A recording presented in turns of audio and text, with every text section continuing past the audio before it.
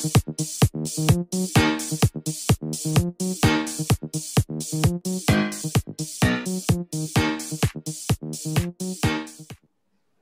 intinya mending langsung dibawa ke dokter hewan gitu ya dok, jangan sok tahu dan ngobatin sendiri, apalagi cari-cari obat cacing sendiri, entah itu obat cacing buat manusia gitu.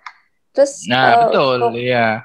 Jadi jangan coba-coba ya, karena obatnya kan spesifik. Jadi kalau kita ngerasa ada yang nggak beres dengan kondisinya peliharaan kita, ya kita langsung datang ke ahlinya aja yang bisa dimintai pendapat gitu ya, pendapat ilmiah tentunya ya, bukan bukan ngarang, pendapat ilmiah terkait kesehatan hewan tersebut gitu.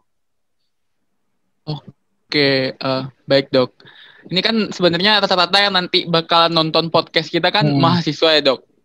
Kalau bicara tentang Hmm. Toxocara, apa hal yang menarik dan bisa sebenarnya dilakukan mahasiswa untuk penelitian dokter? Oh, oke, ini juga juga menarik nih pertanyaannya ya. Ya, Jadi apa ini yang bisa dieksplorasi lagi gitu ya terkait toksokariasis. Nah, ini apa namanya? Memang pendapat saya pribadi atau saran pribadi dari saya ya. Tapi saya melihatnya begini, toksokariasis ini kan sebetulnya dampaknya itu global ya. Artinya kalau kalian para mahasiswa membaca artikel gitu, hampir di setiap negara itu ada laporan, ya kan? Terus kita kita ini aja kita apa namanya arahkan kondisi tersebut di negara kita sendiri ya, di Indonesia, di mana negara tropis ini yang sangat disukai oleh cacing buat buat tumbuh gitu ya, penularannya makin banyak. Nah, sayangnya ya, unfortunately itu datanya masih belum lengkap.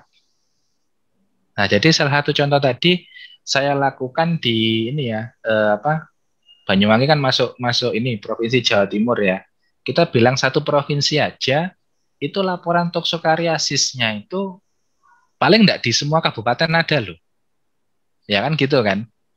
Itu pun dewan apa? Ya contoh kayak di Banyuwangi saya melakukan risetnya di kucing yang dipelihara. Yang di kucing liar gimana? Belum ada yang teliti. Terus kalau di anjing gimana? Nah, anjing kan jadi dua dua aspek lagi ya, liar atau peliharaan. Nah, kan gitu. Terus nanti di manusianya sendiri gimana? Ini kan kita bisa bisa kolaborasi riset juga dengan bidang kesehatan masyarakat atau kedokteran umum, kan seperti itu ya. Sehingga datanya itu nanti menjadi lengkap dan komprehensif gitu loh. Kenapa? Karena dari saya rasa hampir semua literatur ya mengatakan bahwasanya aspek zoonosisnya itu tinggi.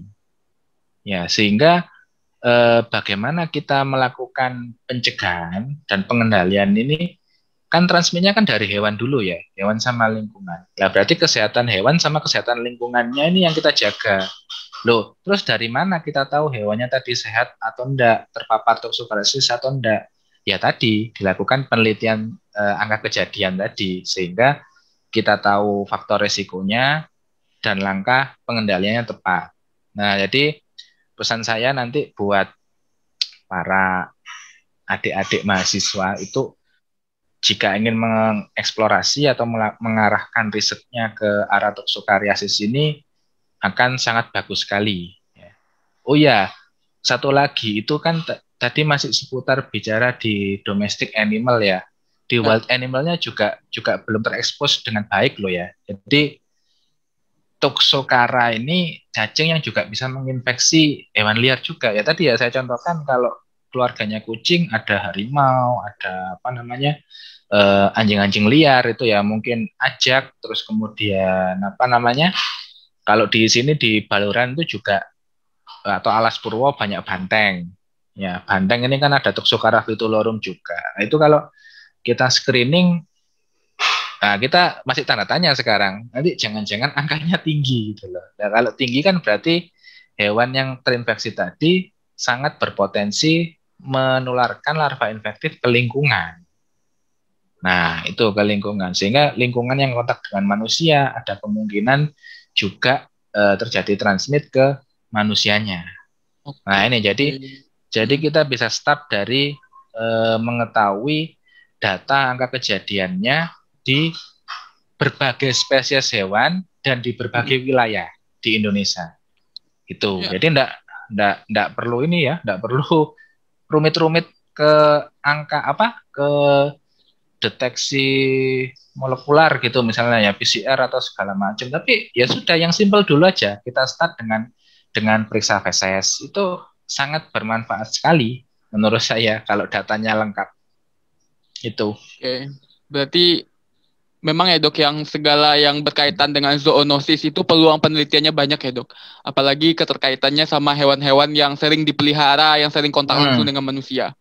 Iya, justru kepentingannya ya. Kalau kita bicara ini biasanya yang dilihat adalah aspek namanya urgensi gitu ya.